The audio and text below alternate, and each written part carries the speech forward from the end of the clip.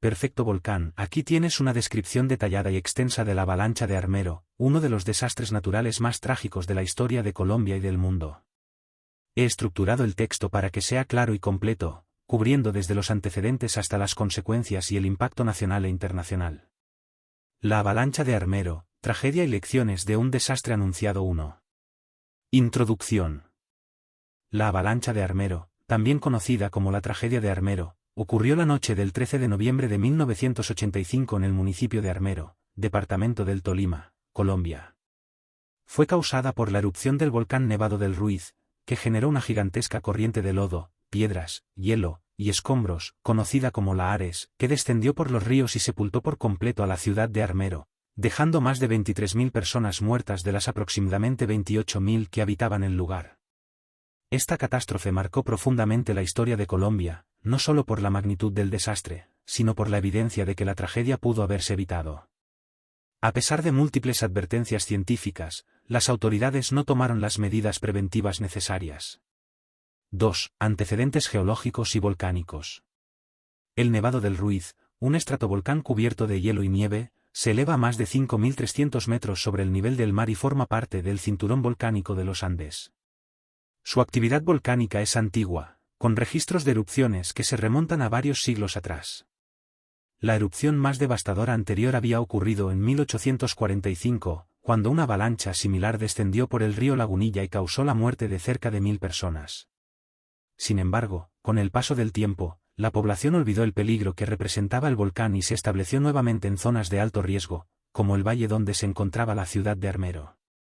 En 1984 y 1985, el volcán comenzó a mostrar signos de reactivación, sismos leves, emisiones de gases, columnas de vapor y olor a azufre. Varios vulcanólogos nacionales y extranjeros advirtieron del riesgo de una erupción acompañada de deshielos peligrosos, pero sus advertencias fueron ignoradas o minimizadas por las autoridades locales y nacionales. 3. La erupción y la avalancha, 13 de noviembre de 1985. La noche del 13 de noviembre, a las 9:09 de la noche, el Nevado del Ruiz entró en erupción. La explosión fue relativamente moderada en términos volcánicos, pero suficiente para fundir una gran parte del glaciar que cubría su cima. Ese deshielo repentino, mezclado con ceniza, rocas y material volcánico, formó gigantescos flujos de lodo, conocidos como lahares. Los lahares descendieron por varias quebradas y ríos, especialmente el río Lagunilla, a velocidades estimadas de 40 a 60 km por hora. En menos de 2 horas, el flujo llegó al valle donde estaba situada la ciudad de Armero, a unos 48 kilómetros del cráter. A las 11:30 de la noche, el alud arrasó con todo a su paso. En cuestión de minutos, la ciudad fue sepultada bajo más de 2 metros de lodo y escombros, alcanzando en algunas zonas hasta 5 metros de profundidad.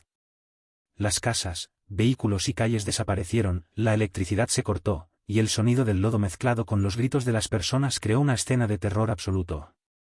4. El horror de la madrugada. Los sobrevivientes describieron la avalancha como un rugido ensordecedor, similar al de 1.000 trenes que se acercaban al mismo tiempo. Muchos intentaron huir, pero la oscuridad, la lluvia de ceniza y el caos lo hicieron imposible. La corriente de lodo era tan densa y caliente que arrasó árboles, animales, postes y viviendas enteras. Quienes lograron aferrarse a algún objeto sobrevivieron las primeras horas, pero quedaron atrapados entre el barro. Durante la madrugada del 14 de noviembre, los sobrevivientes clamaban ayuda entre el fango y los escombros.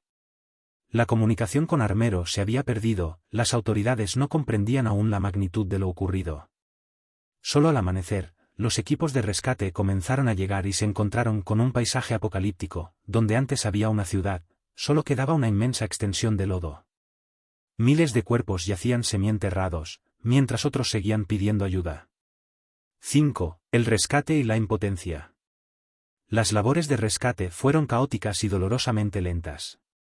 El barro dificultaba el acceso de vehículos, las ambulancias no podían avanzar, y las pistas de aterrizaje cercanas estaban cubiertas de escombros. Además, el desastre coincidió con una tormenta eléctrica, lo que retrasó los primeros esfuerzos.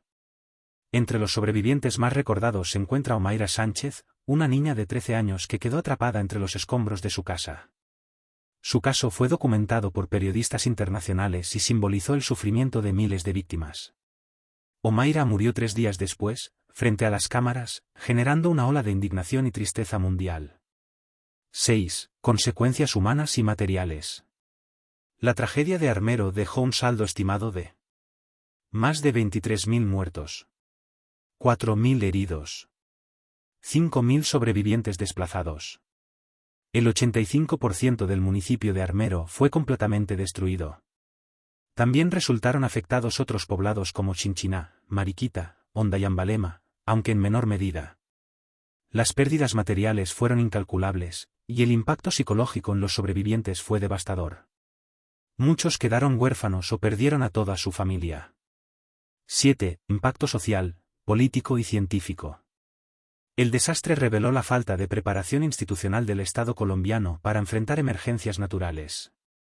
Se descubrió que, días antes, el Instituto Colombiano de Geología y Minería, Ingeominas, había advertido del peligro de una avalancha, pero las autoridades locales temían causar pánico o afectar la economía de la región.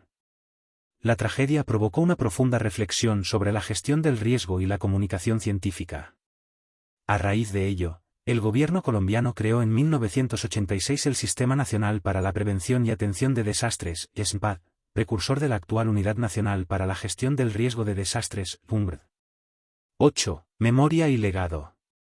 Hoy en día, Armero es un campo silencioso cubierto de vegetación, donde solo quedan ruinas, monumentos y cruces que recuerdan a las víctimas. En el sitio se erigió el Parque de la Memoria de Armero, visitado por turistas, familiares y sobrevivientes que buscan rendir homenaje a los caídos. La tragedia sigue siendo estudiada en universidades y centros de investigación de todo el mundo como un ejemplo clásico de desastre anunciado, donde la falta de acción ante advertencias claras resultó en una catástrofe evitable. 9. Conclusión.